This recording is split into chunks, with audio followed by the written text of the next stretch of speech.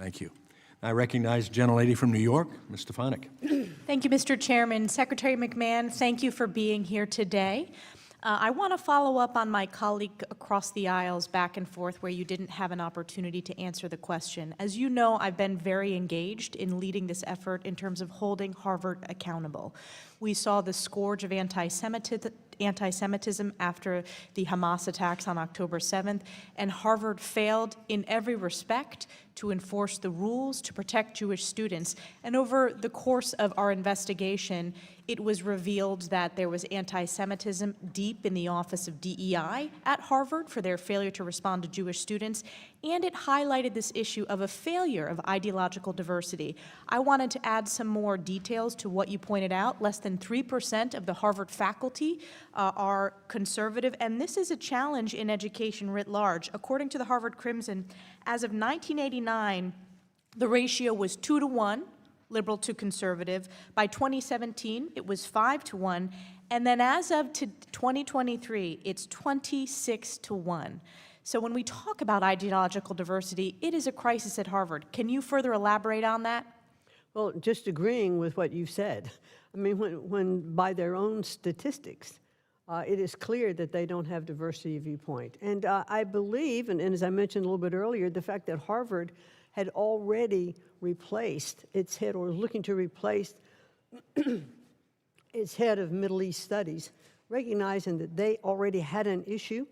I think it's indicative that Harvard, even before we were initiating our talk, well, I actually think that we spurred them on. Absolutely. When we started putting teeth in what we were doing, they finally said, okay, we're going to make some changes, and they did do that shortly after we started our investigation. And you're spot on, Secretary McMahon. Harvard has failed to save itself. They are responding to the exceptional work of this committee and the accountability measures that this administration has put into place. So I want to thank you for your strong leadership.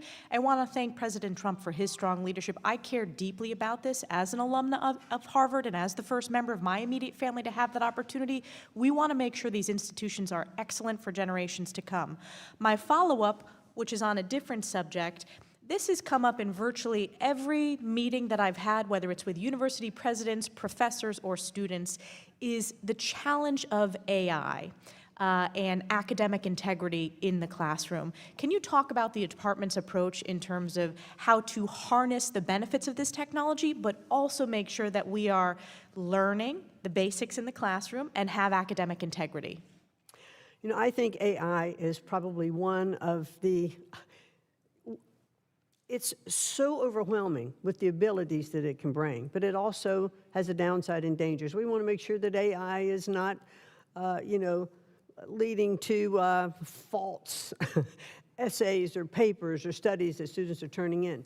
However, when I've looked at K-12 education and I've seen some of the tutorial benefits for individual studying through AI, I think it brings so much to the table that we can offer students who are accomplishing more in the classroom who aren't accomplishing as much by that one-on-one tutorial advantage. So I think we need to harness and capture those opportunities from AI, but at the same time, making sure we understand, and I don't think we even have this much of a handle on it yet, of what some of the dangers of AI can be. And I think that that's what's incumbent upon us to look across the board at all of that. Well, thank you for that. And my last question, and this is primarily for K through 12, and I think about this both as a policymaker, but as a mom, as my young 3-year-old who is finishing pre-K 3, but screen time for our kids and the dangers of huge amounts of screen time. I want to credit my colleague Kevin Kiley, who's hosting a hearing on this next week. Can you discuss the administration and the department's approach to tackling this very concerning issue that has had huge impacts on the mental health, but also the focus of our kids? Well, and I do think this is really at state level. Yes. And there are governors who are, promoting policies, or superintendents who are put in policies in their local areas that say, bell to bell, in schools, no devices, so that students aren't distracted, from what they're doing. I think parents at home need to look at the amount of screen time that their children. This is a great deal of parental responsibility as well. And we've looked at different aspects. I've seen reports of more and more screen time, which then reduces your ability to focus and have attention for your subject. So while there is an entertainment value and information value to screen time, it's not always, I think less could be more. Thank you so much, Secretary McMahon, for your service, for the tremendous work you're doing for students across the country. Yield back. Thank you. I thank the